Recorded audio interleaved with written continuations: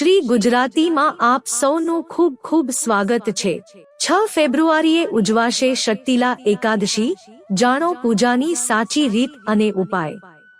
માઘ માસના કૃષ્ણ પક્ષની એકાદશી તિથિએ શક્તિલા એકાદશી વ્રત કરવામાં આવે છે। એવું કહેવાય છે કે આ દિવસે ભગવાન વિષ્ણુની પૂજા અને ઉપવાસ કરવાથી મનવાહિત ફળ મળે છે। આ દિવસે જે ભક્ત ભગવાન વિષ્ણુને તલ અર્પણ કરે છે, તલનું દાન કરે છે અને પોતે તલનું સેવન કરે છે, તેના જીવનની તમામ પરેશાનીઓ દૂર થઈ જાય છે।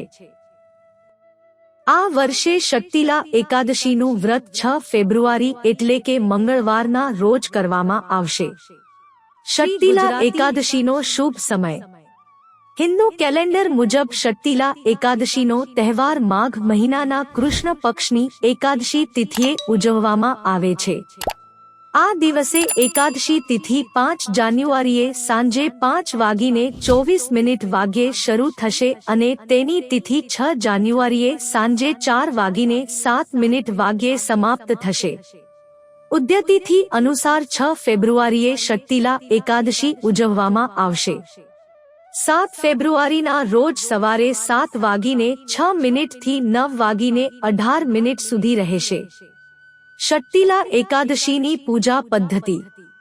સવારે સ્નાન કર્યા પછી ભગવાન વિષ્ણુની પૂજા કરો અને તેમને ફૂલ, ધૂપ વગેરે ચઢાવો। આ દિવસે વ્રત રાખ્યા બાદ રાત્રે ભગવાન વિષ્ણુની પૂજા કરો અને રાત્રે જાગરણ અને હવન પણ કરો। આ પછી દ્વાદશીના દિવસે સવારે વહેલા ઉઠીને સ્નાન કરીને ભગવાન વિષ્ણુને ભોજન અર્પણ કરો અને પંડિતોને ભોજન કરાવ્યા પછી જાતે ભોજન કરો। શક્તિલા એકાદશીનો ઉપાય। 1. શક્તિલા એકાદશી પર તલનું દાન કરવાનું વિશેષ મહત્વ હોવાનું કહેવાય છે। તમે તલમાંથી બનેલી વસ્તુઓનું દાન પણ કરી શકો છો। 2. આ દિવસે શ્રી હરિ ભગવાન વિષ્ણુને તલ અર્પણ કરવું શુભ માનવામાં આવે છે।